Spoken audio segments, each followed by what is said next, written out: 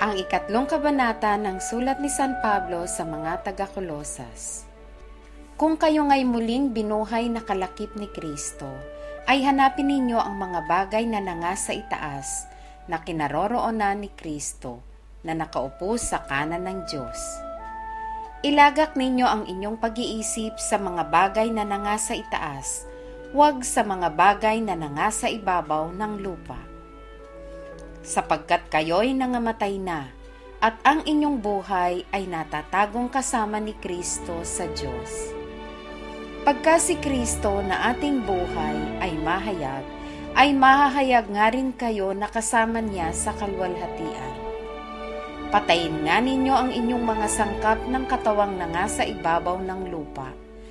Pakikiapid, karumihan, masamang pita, masasamang nasa, at kasakiman na iya'y pagsamba sa mga Diyos-Diyosan.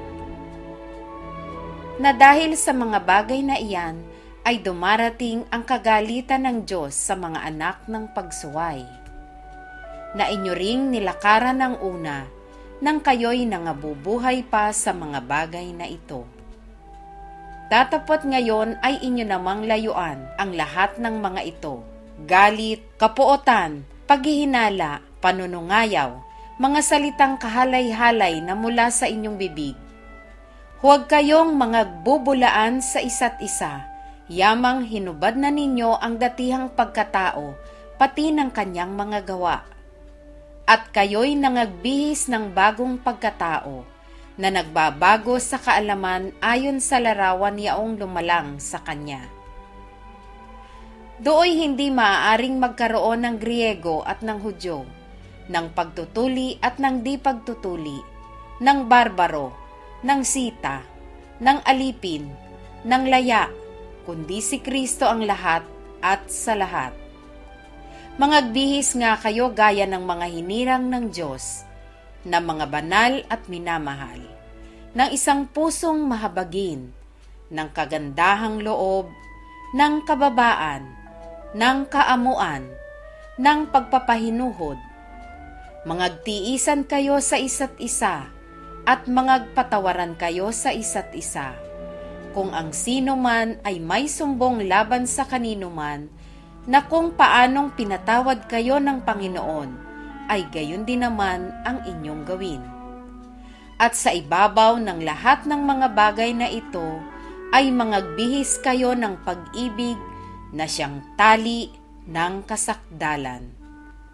At maghari sa inyong puso ang kapayapaan ni Kristo, na diya'y tinawag din naman kayo sa isang katawan, at kayo'y maging mapagpasalamat. Manahanawang sagana sa inyo ang salita ni Kristo, ayon sa buong karunungan. Kayo'y mangagturuan at mangagpaalalahanan sa isa't isa, sa pamamagitan ng mga salmo at ng mga himno, at mga awit na ukol sa Espiritu, na magsiawit kayong may biyaya sa inyong puso sa Diyos. At anumang inyong ginagawa, sa salita o sa gawa, gawin ninyong lahat sa pangalan ng Panginoong Hesus, na nagpapasalamat kayo sa Diyos sa pamamagitan niya. Mga babae, pasakop kayo sa inyo-inyong asawa, gaya ng nararapat sa Panginoon. Mga lalaki, ibigin ninyo ang inyo-inyong asawa, at huwag kayong maging mapait sa kanila. Mga anak, magsitalima kayo sa inyong magulang sa lahat ng mga bagay, sapagkat ito'y totoong nakalulugod sa Panginoon. Mga ama, huwag ninyong ipamungkahi sa galit ang inyong mga anak, upang huwag manghina ang loob nila.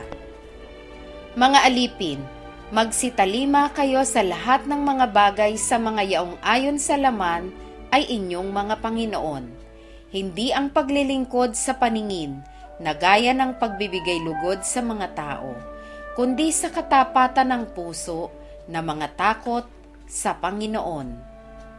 Anumang inyong ginagawa ay inyong gawin ng buong puso, na gaya ng sa Panginoon at hindi sa mga tao. Yamang inyong nalalaman na sa Panginoon ay tatanggapin ninyo ang ganting mana, sapagkat naglilingkod kayo sa Panginoong Hesukristo. Sapagkat ang gumagawa ng masama ay tatanggap ng ayon sa masama na kanyang ginawa at walang itinatanging mga tao.